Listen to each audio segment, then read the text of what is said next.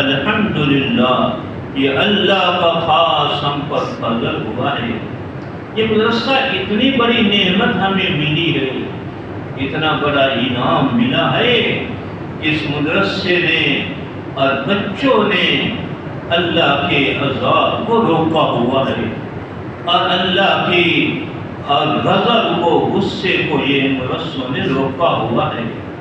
حذیفہ بن یمان رضی اللہ عنہ سے روایت ہے، حضور اقدس صلی اللہ علیہ وسلم کا ارشاد ہے، جس کا مفہوم یہ ہے، جب کسی محلے میں سرِ عام گناہ ہونے لگتے ہیں، فحاشی بے حیائی عروج کو پہنچ جاتی ہے، ایسا پڑھیے ٹھیک مانا، اور اس محلے میں سرِ عام گناہ ہونے لگتے ہیں، اللہ کو غصہ آتا ہے ان گناہوں پہ، اللہ کی ناراضگی اترتی ہے ان گناہوں پہ، اللہ فرشتوں کو مقرر کر دیتے ہیں، اے فرشتوں جاؤ فلاں محلے کو تباہ کر دیا گناہوں کی وجہ سے، وہاں سرِ عام فحاشی بے حیائی ہونے لگی ہے، اے فرشتوں جاؤ فلاں دیہات کو تباہ کر کے آؤ، وہاں سرِ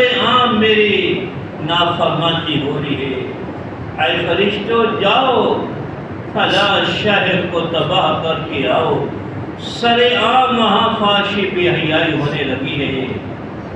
فَيَقْرَأُ الصَّبِيُّ مِنْ صِبْيَانِهِمْ، وہ شہر کے محلے سے بچوں کے قرآن پاک کی آواز گونجتی ہے، اس دیہات کے مدرسے سے قرآن پاک کی آواز گونجتی ہے، اس دیہات کے مدرسے سے قرآن پاک کی آواز گونجتی ہے۔ فَيَسْمَعُ اللَّهُ تَعَالَى، جب بچوں کی زبان سے اللہ قرآن پاک کی آواز سنتے ہیں، یہ قرآن پاک کی آواز عرش معلیٰ تک جاتی ہے۔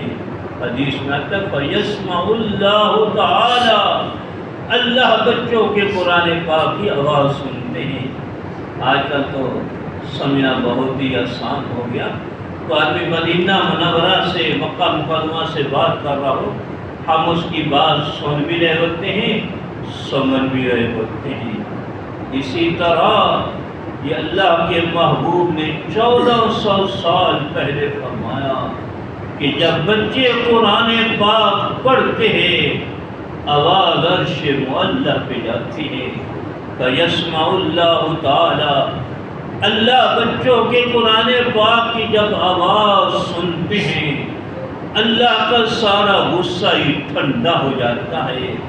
سبحان اللہ، اللہ کا غصہ ٹھنڈا ہو جاتا ہے، اللہ کا جلال جمال میں بدل جاتا ہے، اللہ کی ناراضگی خوشنودی میں بدل جاتی ہے، اللہ کا غصہ وہ خوشیوں میں بدل جاتا ہے۔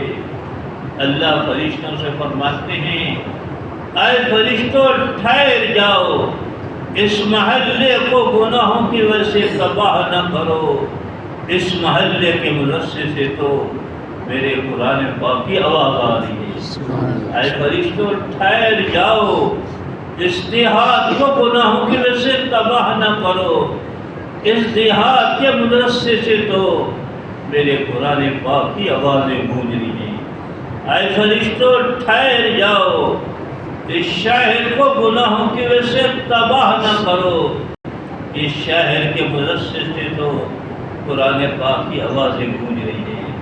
وہ فرشتے کو پوچھتے ہیں، یا اللہ پہلے آپ نے تباہ کرنے کا حکم دیا اس محلے شہر دیہات کو، آپ حکم دے رہے تباہ نہ کرو، اللہ کتنی دیر تک ہم اس محلے سے عذاب ہٹا لیں؟ اللہ فرماتے ہیں 40 سنتاً، اے فرشتوں قرآن پاک کی برکت سے 40 سال تک اس محلے سے عذاب کو ہٹا دو۔ 40 سنتاً، اے فرشتوں قرآن پاک کی برکت سے 40 سال تک اس لحاظ سے عذاب کو ہٹا دو.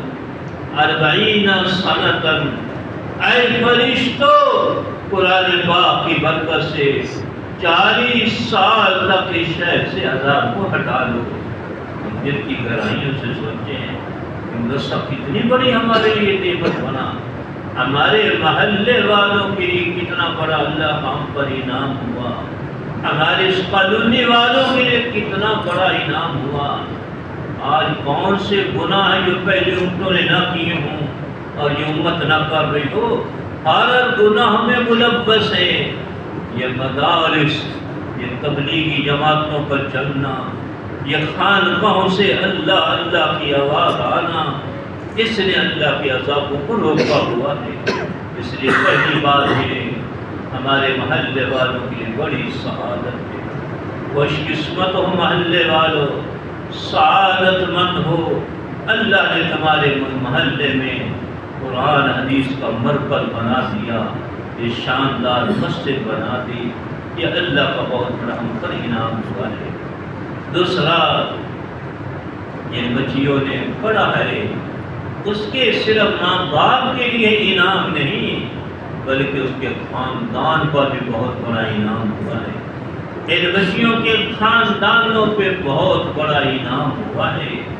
حضرت علی رضی اللہ عنہ سے حدیث ہے، حضور اقدس صلی اللہ علیہ وسلم کا ارشاد ہے کہ جس نے قرآن پاک کو حفظ یاد کیا فحل حلالہ، حلال کو حلال جانا، عمل کر کے دکھایا، وحرم حرامہ، حرام کو حرام جانا، عملی زندگی بنائی. یہ حفاظ حافظات کی ذمہ داری میں داخل ہے قرآن پاک کے مطابق عملی زندگی بنانا. ایک قرآن پاک کی کو یاد کرنا، پھر اس کے مطابق عملی زندگی بنانا، یہ ذمہ داری کے اندر داخل ہے. اس نے قرآن پاک پر عمل کر کے دکھایا. اس کے خاندان کے آدمی جہنم میں جل رہے ہوں گے، جہنم میں گولے سیاہ ہو چکے ہوں گے. اللہ فرمائیں گے حافظ قرآن، تیرے سینے میں میں نے قرآن رکھا تھا. اے حافظہ بیٹی، تیرے سینے میں قرآن رکھا تھا.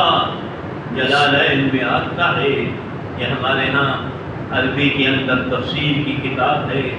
جیسے موتی جواہرات خوبصورت شیشوں میں سجائے جاتے ہیں، موتی جواہرات خوبصورت الماریوں میں سجائے جاتے ہیں، ایسے اللہ رب العزت خوبصورت سینوں میں اپنا قرآن پاک سجاتے ہیں. محبوب سینوں میں اپنا قرآن پاک رکھتے ہیں. یہ سینے اللہ کے منتخب کرنا ہے جن کے اندر اللہ نے قرآن پاک جمع کیا ہے. اللہ فرمائیں گے حافظ قرآن، تیرے خاندان کے 10 آدمی جو جہنم میں جل کے راکھ ہو چکے ہیں، کولے سیاہ ہو چکے ہیں، ان کا ہاتھ پکڑ پکڑ کے جہنم سے نکال کر کے جنت کے بالا خانوں میں پہنچا. وہ حافظ حافظہ جہنم کے کنارے پہ جائیں گے. اپنے خاندان کے لوگ جو جہنم میں جل رہے ہوں گے، کولے سیاہ ہو چکے ہوں گے، ان کو پہچان کر کے ان کا ہاتھ پکڑ پکڑ کے جہنم سے نکال کر کے جنت کے بالا خانوں میں پہنچا رہے ہوں گے. خاندان کے لیے بڑی مبارک ہے. اس لیے ہماری بھی چاہت ہو ہمارے خاندانوں میں حافظ ہوں، ہمارے خاندانوں میں عالم ہوں، ہمارے خاندانوں میں دین کے داعی ہوں، ہمارے خاندانوں میں دین کی مجاہد ہوں، تاکہ ان کی برکات خاندانوں میں بھی تقسیم ہو. اس کے اساتذہ کے لیے اور معلمات جنہوں نے بچیوں کو حفظ کرایا، ان کے لیے بڑی سعادتیں ہیں.